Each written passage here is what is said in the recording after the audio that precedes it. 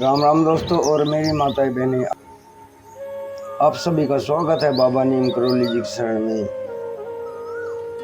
आप सभी का स्वागत है मेरी माता रानी के दरबार में। मेरी आदि पराशक्ति मानव दुर्गा सबके कष्ट हरो मेरी माँ। दोस्तों और मेरी माताएं बहनें, आप सभी के लिए अर्जी लगाता हूँ प्रभु के शरण में।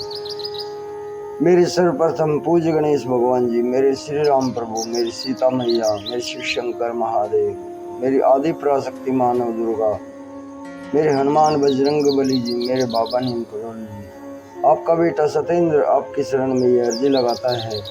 जो भी मेरा भाई मेरी माताएं बहनें आपकी ये महिमा सुन रहे हैं, उनके सभी कष्ट दूर करो भगवान। उनके घर सदैव सुख संपत्ति आए, धन धान्य से परिपूर्ण रहे हुए परिवार, उनके घर में कभी कोई कष्ट ना हो, कोई कष्ट उनके करीब भी ना आए। यही मेरी आराधना, यही मेरी अर्जी। जय जय श्री राम। दोस्तों और मेरी माताएं बहनें, आज हम जानते हैं सूर्य देव की महिमा में कैसे हुई सूर्य देव की उत्पत्ति। ये पौराणिक कथा पूरी सुने, चैनल को सब्सक्राइब कर लें और आगे भी शेयर करें, ताकि बाबा नीम करौली जी की अनंत कृपा आपके ऊपर बरसती रहे। सभी देवों का आशीर्वाद आपके ऊपर बरसता रहे। आपके घर में कभी कोई कष्ट ना हो, कोई अनिष्ट ना हो। जय बाबा नीम करौली महाराज की। शुरू करते हैं कैसे हुई सूर्य देव की उत्पत्ति।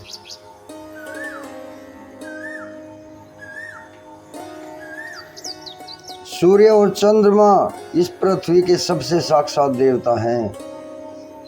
सूर्य और चंद्र इस पृथ्वी के सबसे साक्षात देवता हैं, जो हमें प्रत्यक्ष उनके सर्वोच्च दिव्य स्वरूप में दिखाई देते हैं। वेदों में सूर्य को जगत की आत्मा कहा गया है।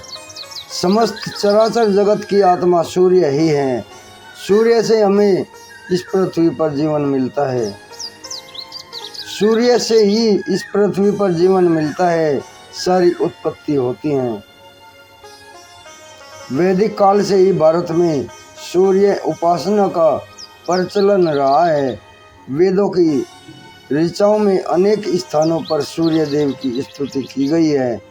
पुराणों में सूर्य की उत्पत्ति, प्रभाव, स्तुति, मंत्र इत्यादि विस्तार से मिलते हैं। ज्योतिष शास्त्र में नवग्रहों में सूर्य को राजा का पद प्राप्त है। मार्कंडेय पुराण के अनुसार पहले यह संपूर्ण जगत प्रकाश रहित था। उस समय कमल योनि ब्रह्मा जी प्रकट हुए।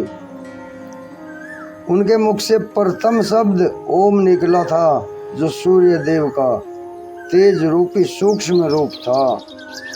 तत्पश्चात ब्रह्मा जी के 4 मुखों से 4 वेद प्रकट हुए और ओम के तेज में एकाकार हो गए। यह वैदिक तेज ही आदित्य है, जो विश्व का अविनाशी कारण है। ये वेद स्वरूप सूर्य ही सृष्टि की उत्पत्ति, पालन व संहार के कारण है। ब्रह्मा जी की प्रार्थना पर सूर्य ने अपने महातेज को समेटकर स्वल्प तेज को ही धारण किया। सृष्टि की रचना के समय ब्रह्मा जी के पुत्र मरीचि हुए, जिनके पुत्र ऋषि कश्यप का विवाह अदिति से हुआ।